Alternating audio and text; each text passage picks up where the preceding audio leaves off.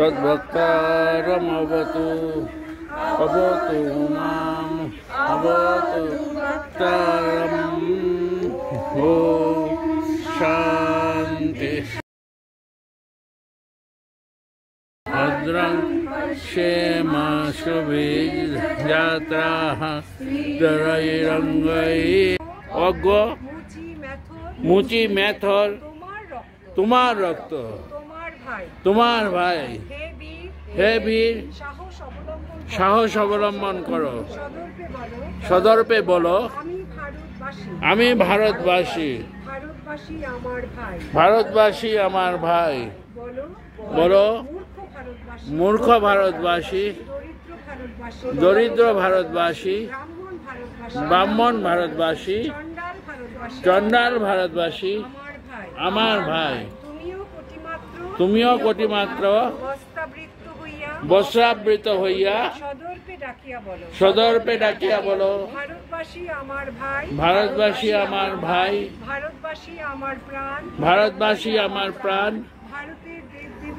ভারতের দেবদেবী আমার ঈশ্বর ভারতের সমাজ আমার শিশুসজ্জা আমার যৌবনের উপবন আমার বার্ধক্যের 12 মাসি বলো ভাই ভারতের মৃত্তিকা আমার স্বর্গ ভারতের কল্যাণ আমার কল্যাণ আর বলো দিনরাত হে গৌরীনাথ হে জগদম্বে আমায় মনুষ্যত্ব দাও মা আমার দুর্বলতা কাপুরুষতা দূর করো আমায় মানুষ করো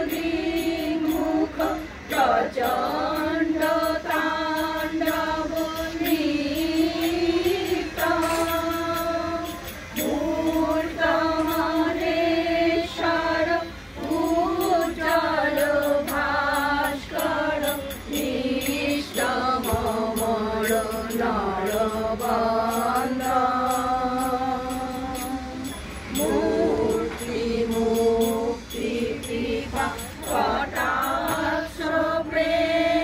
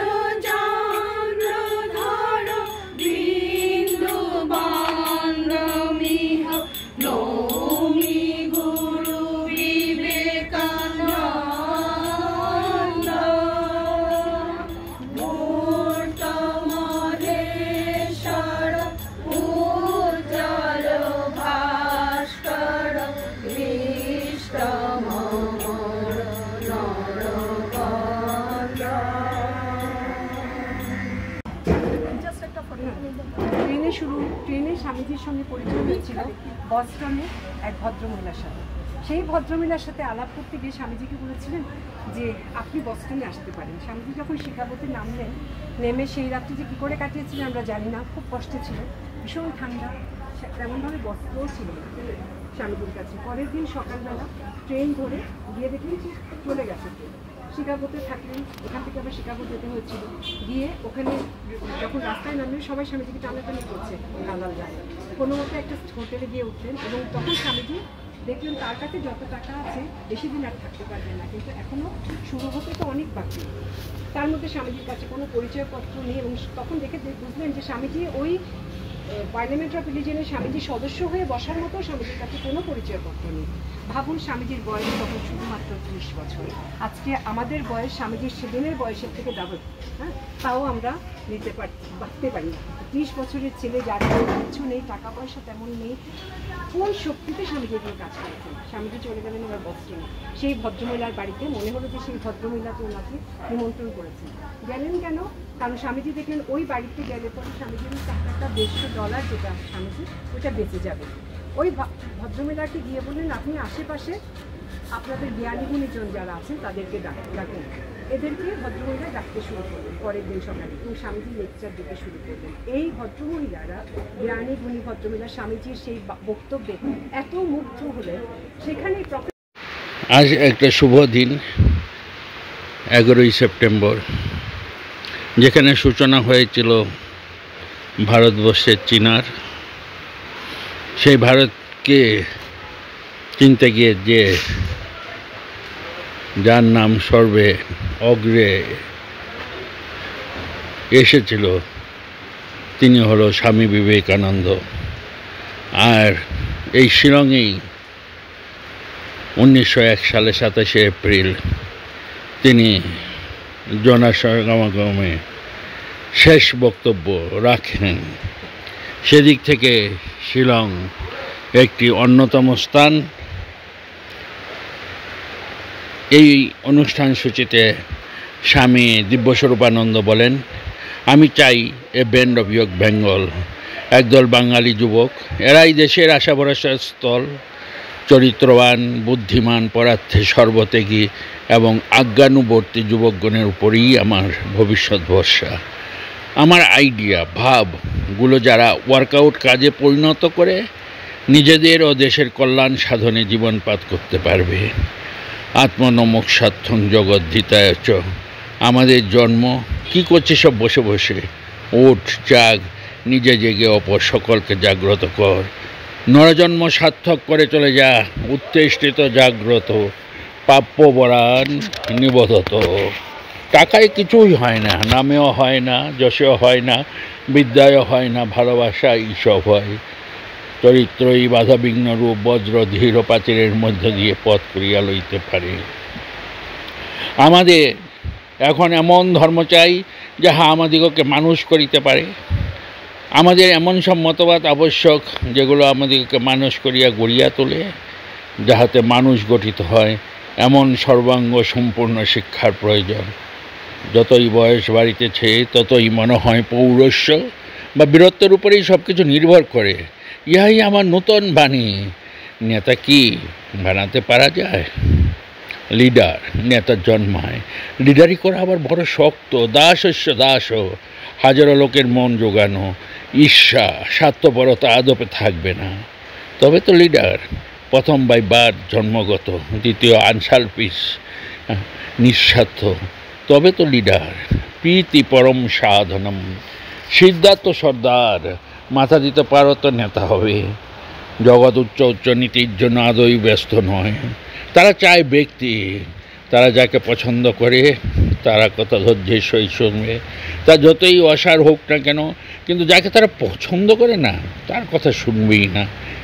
এইটি মনে রেখো, লোকের সহিত সেই মতো ব্যবহার করো। যদি শাসন করতে চাও সকলের গোলাম হয়ে যাও।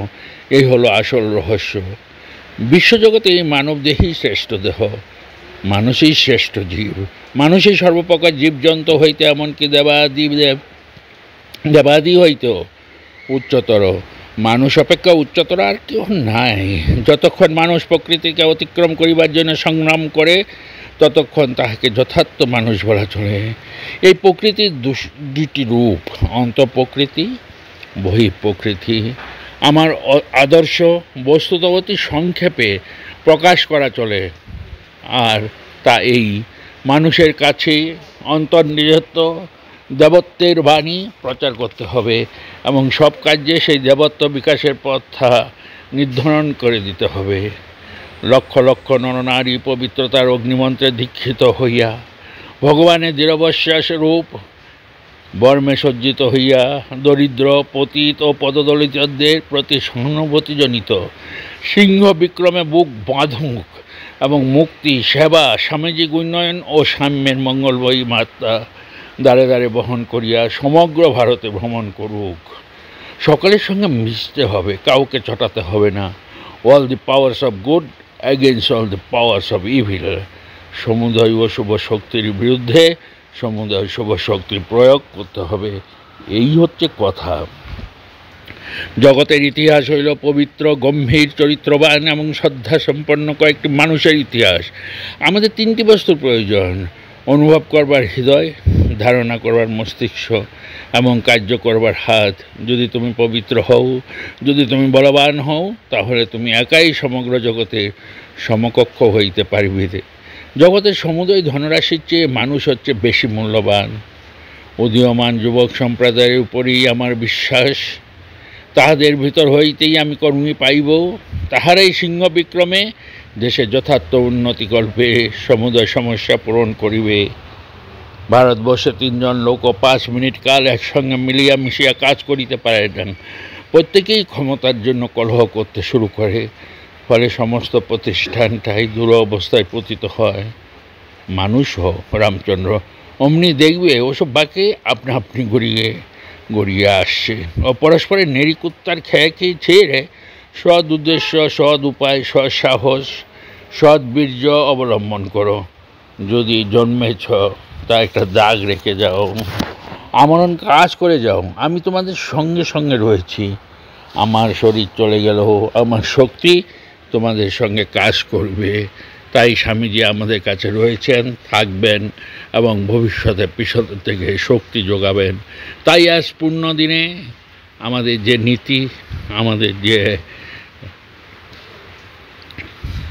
যার দ্বারা আমরা এগোতে পারবো, তাকেই আমাদের সকলকেই সম্মান করা উচিত।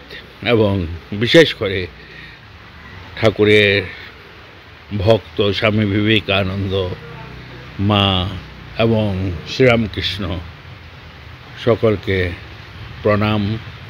তাদের শুভেচ্ছায়, তাদের আজ দিকে দিকে যেভাবে ভারতবর্ষ এগিয়ে চলছে, নিশ্চয়ই ভারতবর্ষ একবার প্রথমের সারিতে চলে আসবে। তাই বারবার বলছে স্বামীজিতে, ভারতের জড়তার শক্তিতে হবে না, চৈতন্যের শক্তিতে হবে। তাই স্বামীজির এই আশা আমরা হৃদয়ে রেখে আমরা সব কাজ নিঃস্বার্থভাবে এগিয়ে চলব। তাহলেই আজকের দিনে এই পুণ্য দিন সফল হবে। সকলকে জানাই আন্তরিক প্রীতি, শুভেচ্ছা ও ভালোবাসা। ধন্যবাদ।